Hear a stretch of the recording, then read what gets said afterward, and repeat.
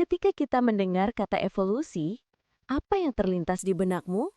Mungkin dinosaurus atau foto kera dan manusia. Tapi, tahukah kamu, evolusi bukan hanya tentang masa lalu. Itu adalah proses yang hidup dan terus terjadi di sekitar kita, bahkan mempengaruhi kesehatan dan kehidupan kita sehari-hari. Inti dari evolusi, seperti yang dijelaskan oleh Charles Darwin, adalah seleksi alam yang bekerja melalui 3 pilar, yaitu variasi, di mana individu dalam suatu populasi berbeda satu sama lain. Kedua, pewarisan sifat, di mana sifat-sifat ini dapat diturunkan. Dan yang terakhir yaitu seleksi alam. Mari kita lihat kasus nyata pertama, resistensi antibiotik. Sebelum kita minum obat, dalam populasi bakteri, sudah ada variasi. Beberapa bakteri mungkin memiliki mutasi genetik acak yang membuat mereka sedikit lebih tahan terhadap antibiotik. Ketika kita mengonsumsi antibiotik, sebagian besar bakteri terbunuh. Namun, bakteri yang resisten tadi bertahan. Inilah proses seleksi. Mereka adalah yang paling fit di lingkungan yang baru atau lingkungan dengan antibiotik. Bakteri yang selamat ini kemudian bereproduksi, mewariskan sifat resistennya ke generasi berikutnya. Bukan jutaan tahun, tapi dalam waktu yang singkat, kita mendapatkan populasi baru yang didominasi oleh superbug, bakteri yang kebal obat. Implikasinya, infeksi yang dulu mudah diobati, kini menjadi mematikan dan memerlukan obat yang lebih mahal. Kasus kedua adalah mutasi virus, seperti virus flu atau SARS-CoV-2. Virus bereproduksi sangat cepat, dan saat mereka menyalin materi genetiknya, sering terjadi mutasi acak. Ini menciptakan banyak variasi varian virus. Sama seperti bakteri, seleksi alam bekerja. Varian virus dengan mutasi yang memungkinkannya menginfeksi lebih mudah, menghindari respons imun kita, atau menyebar lebih cepat, akan memiliki keuntungan.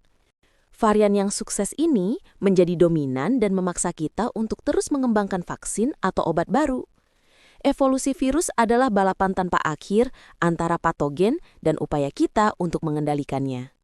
Perkembangan dalam laju peradaban umat manusia leluhur kita dapat menentukan hewan mana yang bisa menjadi ternak atau berburu, atau hewan mana yang memakan segala yang ada di alam. Pada suatu waktu, leluhur kita mulai memikirkan cara untuk mengendalikan alam. Dengan pemikiran ini, membutuhkan pembelajaran dan proses yang berlangsung sangat lama. Sebuah penelitian mengungkapkan bahwa domestikasi yang manusia lakukan sebenarnya memaksa hewan berevolusi. Hal itu disingkap dengan temuan para peneliti bahwa proses domestikasi berlangsung cepat. Proses domestikasi tersebut menimbulkan perubahan gen pada berbagai spesies yang dimanfaatkan leluhur manusia, meski tidak secanggih rekayasa genetik di laboratorium. Domestikasi hewan dilakukan secara bertahap selama beberapa ribu tahun. Selain itu, proses ini melibatkan wilayah geografis yang luas. Dalam beberapa kasus, manusia memindahkan hewan ternak sebelum akhirnya mengalami perubahan genetik. Dengan demikian, domestikasi mendorong perubahan genetika berkat perubahan tempat yang memiliki iklim berbeda dan waktu dari yang dikenal spesies hewan purba. Ribuan tahun lalu, manusia mulai memilih serigala yang paling jinak, paling bersahabat, atau yang paling membantu berburu. Manusia secara sadar atau tidak sadar menyeleksi sifat-sifat yang diinginkan. Serigala yang agresif atau terlalu liar tidak mendapat kesempatan untuk berkembang biak. Seiring waktu, sifat-sifat jinak ini terakumulasi, menghasilkan perubahan genetik dan fisik yang besar, menciptakan berbagai ras anjing, mulai dari Chihuahua hingga Great Dane. Ini adalah evolusi yang dipercepat oleh campur tangan manusia. Resistensi antibiotik, mutasi virus, dan bahkan anjing peliharaan kita adalah bukti nyata bahwa evolusi sedang terjadi sekarang. Memahami proses ini sangat penting.